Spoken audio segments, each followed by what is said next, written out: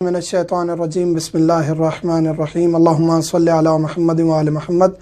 مومنین کرام، کچھ ویڈیوز پہلے ہم نے تجارت کے احکام شروع کیے تھے، بینک کا نفع کے بارے میں ہم نے ڈسکس کیا تھا، پھر موبائل کمپنیاں جو پیسوں کے عوض ڈیٹا یا منٹ یا پیسے دیتی ہیں اس کے بارے میں بتایا تھا۔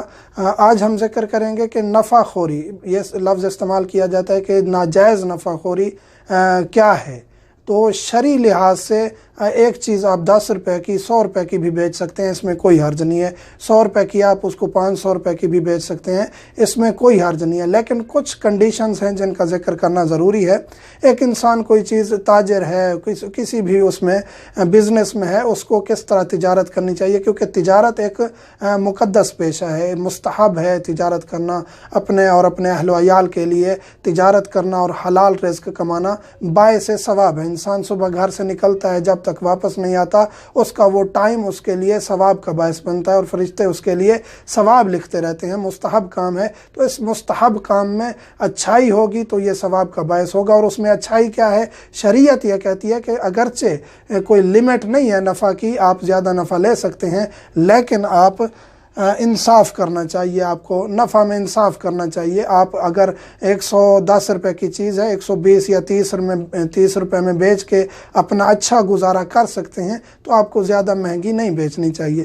بعض دفعہ شارٹیج ہو جاتی ہے چیزوں کی، دوائیوں کی، ان چیزوں کی، پھر ناجائز نفع خور آ جاتے ہیں سامنے اور اپنی دکانوں پر یا بلیک میں وہ چیزیں اضافی قیمتوں پہ بیچتے ہیں۔ تو ایسا کرنا بعض مقامات پہ جائز بھی نہیں رہتا ہے۔ جو بلیک میں بیچتے ہیں ان کے بارے میں تو شریعت یہ کہتی ہے کہ وہ جائز ہی نہیں ہے، کیونکہ وہ ایک تو مسلمانوں کو، لوگوں کو نقصان پہنچا رہے ہیں۔ اگر وہ چیز مارکیٹ میں ہوتی، سستی ملتی، یہ اٹھا کے ذخیرہ اندوزی کر کے بلیک میں بیچتے ہیں تو یہ جائز نہیں ہے۔ اگر ایک مارکیٹ ہے، مارکیٹ ریٹ کے مطابق کوئی 20% کوئی 30% ایکسٹرا نفع لے رہا ہے، اس کے بارے میں یہ ہے کہ شریعت کہتی ہے کہ یہ جائز ہے، اس میں کوئی حرج نہیں ہے، لیکن انصاف کرنا چاہیے۔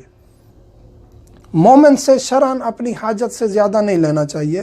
ایک مومن مسلمان آپ سے کوئی چیز خریدنے آتا ہے، آپ کفار کو، غیر مسلم کو آپ کوئی چیز بیچتے ہیں تو آپ اپنی مرضی سے اس سے نفع لے سکتے ہیں، لیکن مومن مسلمان کا خیال رکھنا چاہیے تاکہ آپ جو مستحب کام کر رہے ہیں، تجارت کر رہے ہیں، اس میں مزید ثواب کا اضافہ ہو، کیونکہ اس سے ایک مومن کی حاجت پوری ہوگی۔